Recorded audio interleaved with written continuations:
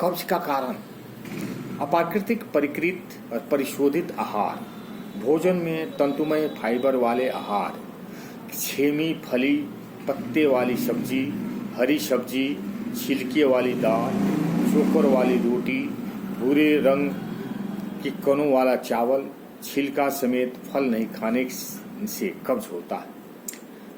Cola, चाय, coffee, biscuit, bread, jam, jelly, कृत्रिम शीतल पेय, रंग बिरंगी गोलियां, चॉकलेट आदि अप्राकृतिक तथा कृत्रिम आहार, चीनी, बेसन और मैदे के कारण आहार नाना प्रकार की रंग बिरंगी मिठाइयाँ, समोसा, कचौड़ी, पठरी, पुआ, पकवान, नमकीन, चाट पकौड़े, तले भूले और चटपटे आहार, चाय, कॉफी, मिर्च मसाले आदि उत्तेजक आहार आंतों के लहरीदार गति को थकाकर बेजान बना देते हैं।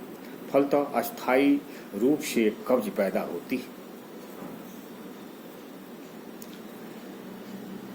अंडा, मांस, मछली में फाइबर नहीं होता तथा कि ये भयंकर कब्ज करते हैं।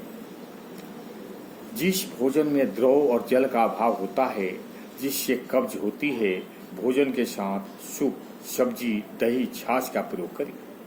अति कर्कश और विवेचन भोजन जैसे सूखे मटर इत्यादि खाने से कब्ज बनता है। कुछ विशेष प्रकार के विटामिन बी ग्रुप और खनिज लवणों की कमी से तथा भोजन संतुलित तथा कम मात्रा में होने से भी कब्ज होता है। चबा चबा कर भोजन नहीं करने से भी कब्ज बनता है। भोजन में अपाक्या प्राकृतिक खनिज लवण, विटामिन वाले आहार, मौसमानुसार साग सब्जी का कच्चा सलाद, मूंग, मोठ, चना, गेहूं, मटर, मसूर, उड़द आदि अनाजों के अंकुरन का अभाव होने से भी कब्ज बनता है। अति आहार यानी तले भूले आहार विकृत स्वाद को अच्छा लगाने से ज्यादा खाने पड़ जाते हैं। अधिक मात्रा में स्टार, कार्बोहाइड्रेट, तेल, घी आदि वसा और प्रोटीन खाने से उसे पचाने में पाचन प्रणाली थक जाती है, उसकी कार्य क्षमता कम हो जाती है। फलस्वरूप अति भोजन अस्थायी कब्ज का कारण बन जाता है।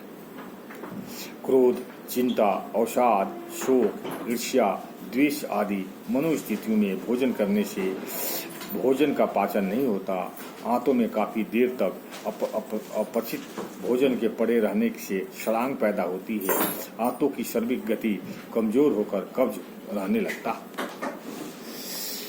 पिट्यूटरी और थायराइड ग्रंथि से निकलने वाले हार्मोन्स के असंतुलन के कारण भी कब्ज बनता है। आंतों की सर्पिल, जन तरंग और लहरीदार गति में अवरोध होने के कारण भी कब्ज बनता है। चिंता, उदासी, ईर्ष्या, क्रोध आदि संवेदनों से सिम्पैथिक और पैरासिम्पैथिक नर्वस सिस्टम के कार्य अव्यस्त हो जाते हैं, जिसके कारण आंतों की लहरीदार गति में रुकावट आती है।